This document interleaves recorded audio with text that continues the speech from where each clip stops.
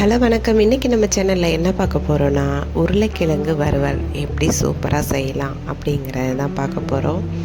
உருளைக்கிழங்கு வறுவல் பிடிக்காது அப்படின்னு சொல்கிறவங்க யாருமே இருக்க முடியாது. ஏன்னா எல்லாருக்குமே உருளைக்கிழங்கு அப்படின்னா ரொம்ப பிடிக்கும். சின்ன பசங்களுக்கு கூட இது ரொம்ப பிடிக்கும். அதை எப்படி டேஸ்ட்டாக செய்யலாம் அப்படின்னு பார்த்துடலாமா? தேவையான பொருட்கள் பார்த்துக்கிட்டிங்கன்னா, ஒரு தக்காளி, ஒரு வெங்காயம் சின்ன சின்னதாக கட் பண்ணி வச்சுருக்கேன், ஒரு கொத்து கருவேப்பிலை, இது போக ஒரு 10 பல் பூண்டை நல்லா இடித்து வச்சுருக்கேன்.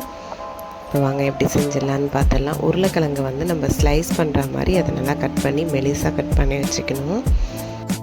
வானல் சூடானதும் அதில் தேவையான அளவுக்கு எண்ணெய், கடுகு, உளுத்தம்பருப்பு இதெல்லாம் நல்லா பொரிஞ்சு வந்ததுக்கப்புறம் இது கூட இந்த கருவேப்பிலை சேர்க்க போகிறோம். கருவேப்பிலை நல்லா பொரிஞ்சு வந்ததுக்கப்புறம் அது கூடவே தட்டி வச்சுருந்த பூண்டை சேர்த்துக்கலாம். பூண்டு நல்லா பொரிஞ்சு வந்ததுக்கப்புறம் அது கூட வெங்காயம் ஓரளவுக்கு நல்லா வதங்கி வந்தது. அது கூட தக்காளி,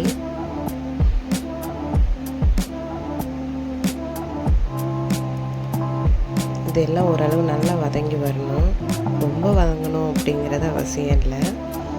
இது கூட கட் பண்ணி வச்சுருக்கிற உருளைக்கிழங்கை சேர்த்துக்கலாம்.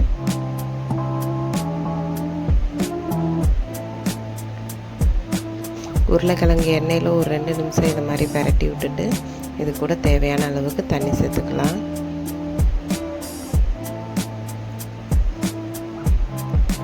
தேவையான அளவுக்கு உப்பு, காரத்துக்கு ஏற்ற அளவுக்கு மிளகாய்த்தூள், இது வீட்டில் அரைச்ச மிளகாய்த்தூள் தான். காரப்பொடி கூட நீங்கள் சேர்த்து செய்யலாம். இது கூட கரம் மசாலா ஒரு 1/2 ஸ்பூன் அளவுக்கு நான் சேர்க்குறேன்.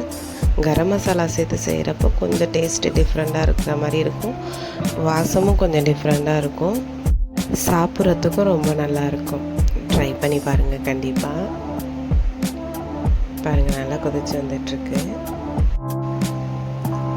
இப்போ இந்த அளவுக்கு வந்ததுக்கப்புறம் நம்ம உப்பு, காரம் எல்லாமே செக் பண்ணிக்கணும். ஏதாவது நமக்கு கம்மியாக இருந்ததுன்னா சேர்த்துக்கலாம். இப்போ பாருங்கள், தண்ணிலாம் ஓரளவு நல்லா சுண்டி வந்துருச்சு. இதை அப்படியே கிளறி விட்டுட்டு நம்ம சிம்மில் ஒரு 5லேருந்து 10 நிமிஷம் நம்ம சிம்மில் போடணும். போட்டிங்கன்னா இந்த அளவுக்கு ரெடி ஆகி வரும் பாருங்கள். அவ்வளோதான். உருளைக்கிழங்கு வந்து அடி பிடிச்சா கூட நல்லா தான் இருக்கும். டேஸ்ட்டும் டிஃப்ரெண்ட்டாக இருக்கும். அவ்வளோதான். சூப்பராக எண்ணெய்லாம் பிரிஞ்சு வந்து சூப்பராக ரெடி ஆகிடுச்சு பாருங்கள் உருளைக்கிழங்கு. இதை சாதத்து கூடலாம் சாப்பிட்டிங்கன்னா அவ்வளோ டேஸ்ட்டாக இருக்கும்.